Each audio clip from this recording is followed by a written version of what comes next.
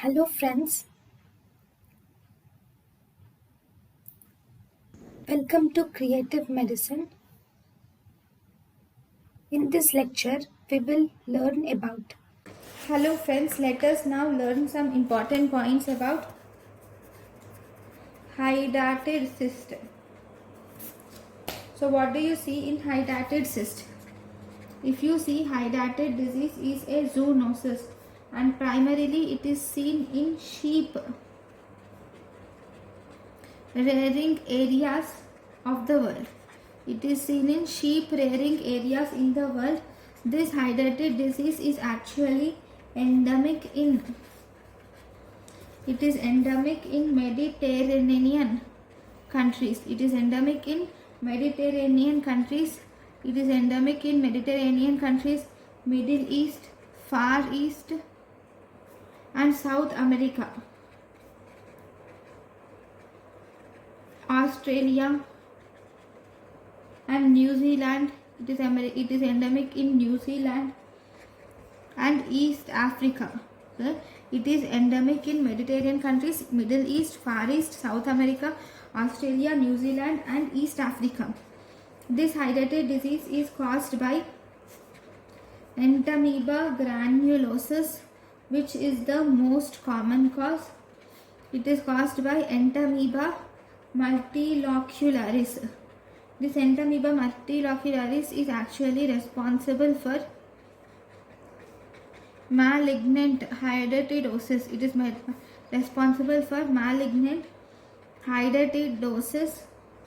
Then we have entamoeba vogeli, and then we have entamoeba. Sorry, this is not entamoeba. Hydatid cyst, Escherichia. Sorry, echinococcus. I'm sorry. Okay. The hydatid cyst is caused by Echinococcus granulosus, Echinococcus multilocularis, Echinococcus vogeli, and it is caused by Echinococcus oligarthrus. Okay, hydatid cyst is caused by Echinococcus granulosus, Echinococcus multilocularis, Echinococcus vogeli, and Echinococcus oligarthrus. So, if you see the host features, it is seen in definitive host. So if you see, what is the definitive host? Definitive host is the dog. Hydatid cyst definitive host is the dog. And what is the intermediate host? Intermediate host of hydatid cyst is sheep.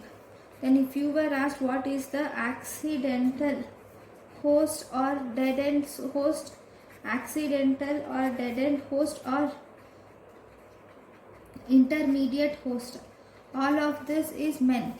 Men can be an accidental host or dead end host or intermediate host. Then there is no human to human transmission. You will not see any human to human transmission is not seen in hydatid cyst. Okay, so what is hydatid cyst? Here you will see that there will be eggs of echinococcus. Okay, this eggs of echinococcus will form a hexacanth larva. This will form hexacanth larva which will penetrate the duodenal capillaries. This hexacanth larva will penetrate the duodenal capillaries and then it will penetrate the portal vein and inferior vena cava. And once it penetrates the portal vein, it goes to the liver. It penetrates the inferior vena cava and it will go to the lungs and other solid organs. It goes to the lungs and other solid organs. Then what does this involve? Which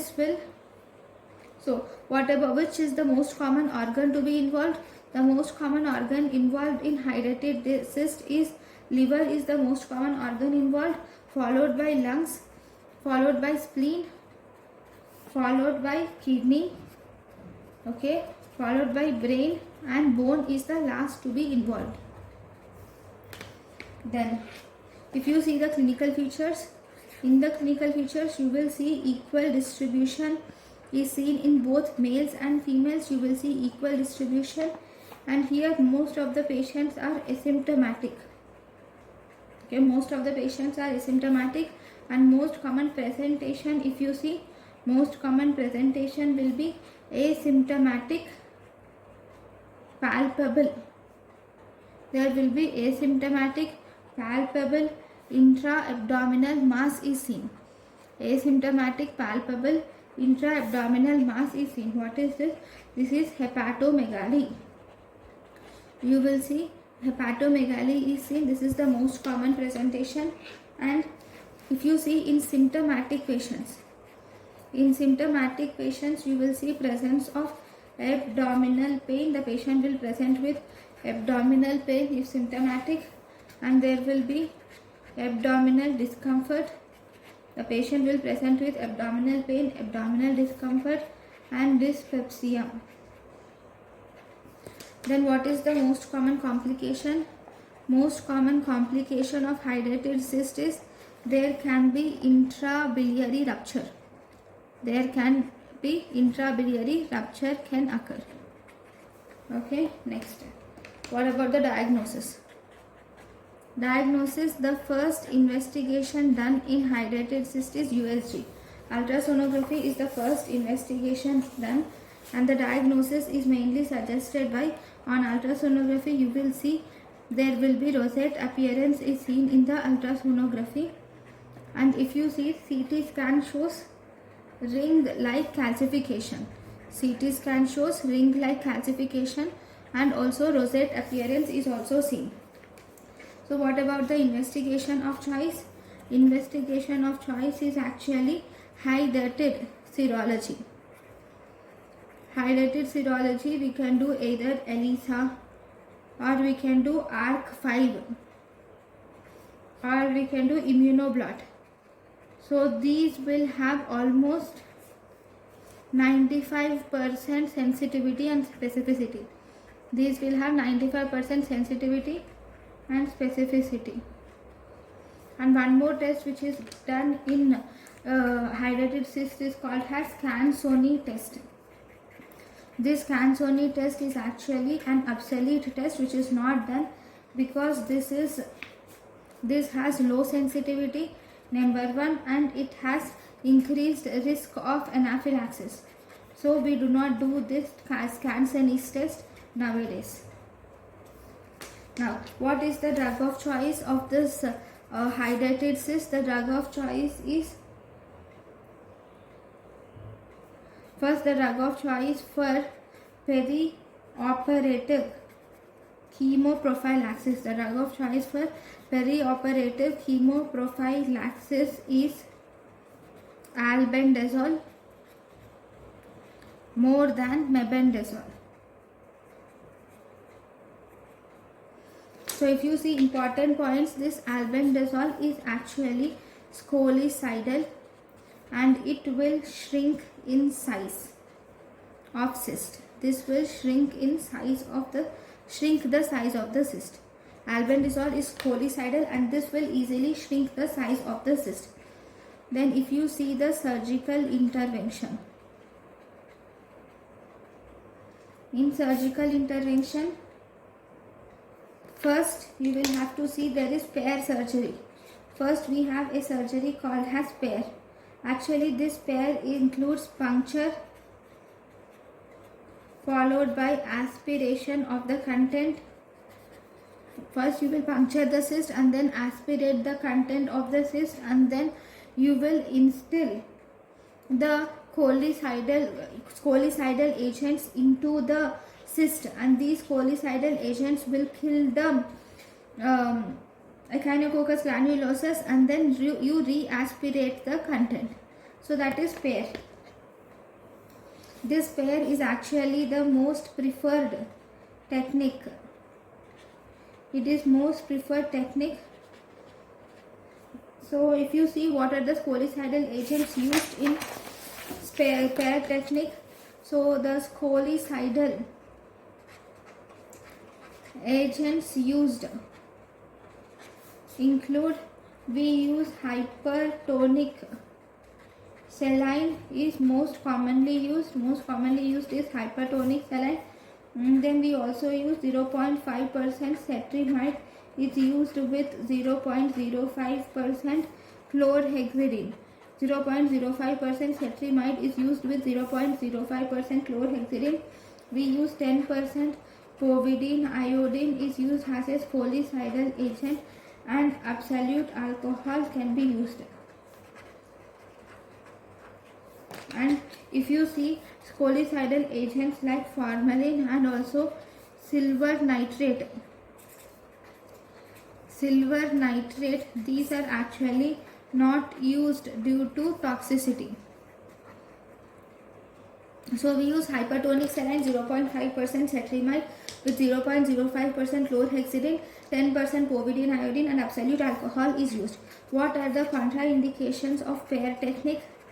Contraindications for pair technique include inaccessible cyst, presence of inaccessible cyst or cyst which is peripherally, presence of inaccessible cyst or peripherally located cyst, or if there is any multiloculated cyst, or presence of multiloculated cyst, or if there is any cystobiliary communication. Inaccessible cyst, peripherally located cyst, multiloculated cyst, and cystobiliary communication. All these are, or if there is any cystobiliary communication, or if the cysts are present in either lungs or brain, or if the cyst is calcified, or if you see calcified cyst are also called as dead cyst. Okay, in these conditions the pair is contraindicated. Okay, then this is about pair. The second techniques which can be done are, we can also do cyst evacuation, can be done with omentopexy. You can do cyst evacuation and do omentopexy. So you have, if this is the cyst, you will remove the cyst and then you will cover it with the omentum. Okay, so that is evacuation of cyst with omentectomy, omentopexy. Then you will do pericystectomy. What is pericystectomy? Here you will excise excision of cyst outside of pericyst. Outside of pericyst is pericystectomy. Outside the pericyst, if this is the pericyst, you will excite it outside the pericyst in the liver. Okay, that is pericystectomy. Then the fourth procedure is, finally you can also do hepatic resection. Okay, so these are the procedures which are available. Then there is one classification which is important about hepatic cyst. These the hydatid cyst, which is Garby's classification. There is Garby's classification for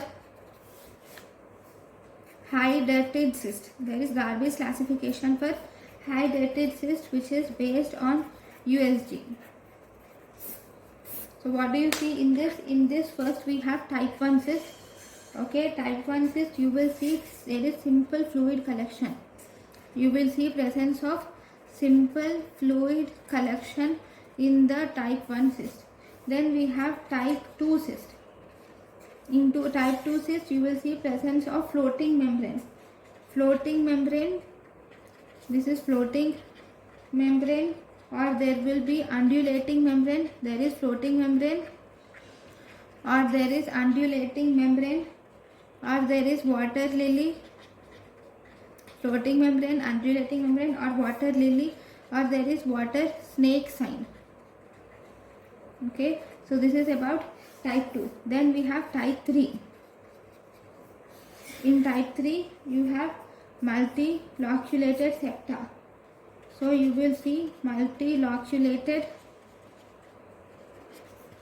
multiseptated honeycombing is seen. In type 3 you are seeing multiloculated, multiseptated honeycombing is seen. Then we have type 4. Type 4, you will see presence of complex heterogeneous mass. You will see complex heterogeneous mass is seen on type 4. Okay, then we have type 5. In type 5 you will see presence of calcified cyst. In type 5 you will see calcified cyst. So these are the 5. Garbe classification for hydatid cyst based on USG. Thank you for watching. Thank you, and thank you for watching.